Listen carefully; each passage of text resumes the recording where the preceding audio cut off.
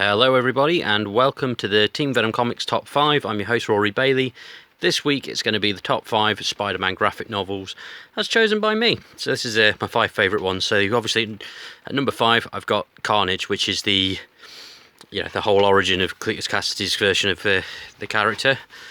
Artwork by Mark Bagley. I've had discussions on various podcasts with other colleagues and such where I've mentioned many times that Mark Bagley's art helped get me into Spider-Man to begin with, and they were of the Ultimates generation, and it was Mark Bagley that was the artist then as well, so nice little thing there. So yeah, artwork's fantastic. Carnage looks great. I mean, you can tell from the cover how awesome Carnage is.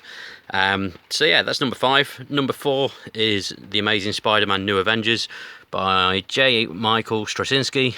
His entire run was fantastic. This is volume 10, and immediately deals with Spider-Man moving in to Avengers Towers, and all the shenanigans that come along with that, such as Wolverine hitting on MJ and things like that.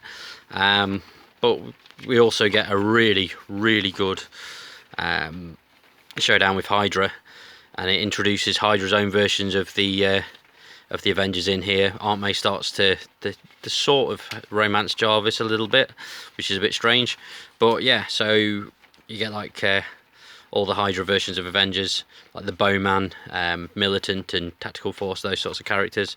And yeah, it just sets up some fantastic work.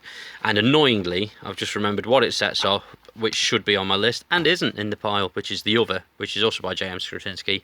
But that's like the equivalent to about 3 graphic novels in one, but it is also fantastic. Anyway, so speaking of J.M. Straczynski, at number 3 I've got Coming Home, which is the first volume of his run, and it's got art by John Romita Jr. and introduced Morlun, who would stick around on and off for many years, and the whole concept of Morlun, which is the Inheritors. Oh, bookmark, very good. The whole concept of Morlun and the Inheritors became the focus of Spider-Verse and Spider-Geddon. So this all, for saying this is from like 2004, it's mental that we're on like 15 years later, and it's been such an influence on many other things. So at number 2 I've got Superior Spider-Man by Dan Slott. This is the book called My Own Worst Enemy, signed by Dan as well. And this is when Dr. Octopus had switched minds with Peter because Dr. Octopus was dying. Switched minds, and this is Doc Ock as Spider-Man. Well, there's the Superior Spider-Man with like as you can see there, a ghost Spidey running around in the background trying to get his mind back. And this went through, I think it was something like 32 issues, and it was fantastic. So yeah, that's got to go on there. Mainly because it's the start of the run, and such that there are arcs that I've preferred more, like the whole finale of Superior Spider-Man I thought was fantastic, the Goblin Nation. But I've put this here because it makes no sense to start at the end of a story. So anyway, at number 1, much to the surprise of probably no one, is Maximum Carnage, which is fantastic, and it's everything great about the early 90s Spider-Man. Lots of various artists and writers worked on this.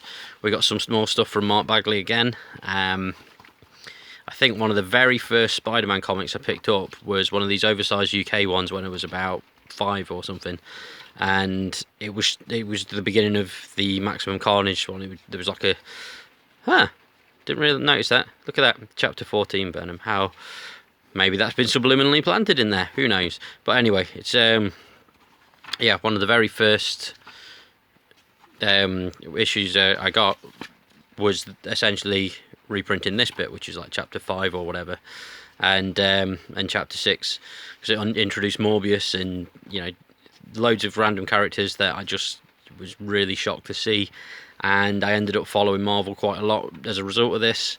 Also, we've got Venom as a bit of an anti-hero as well at this point, which I think he's gone full-bore superhero now in the ongoing storylines, but this was when they first tried to flesh his character out a bit more, so that he wasn't just like an oversized Spider-Man rip-off sort of thing, which was cool. It worked really well. Great character, and obviously Carnage is fantastic, and Maximum Carnage was just a really great comic event. So yeah, so that's my top 5 Spider-Man graphic novels. please let me know in the comments if you've got anything better, and you know, feel free to like, subscribe, that sort of thing. Cheers.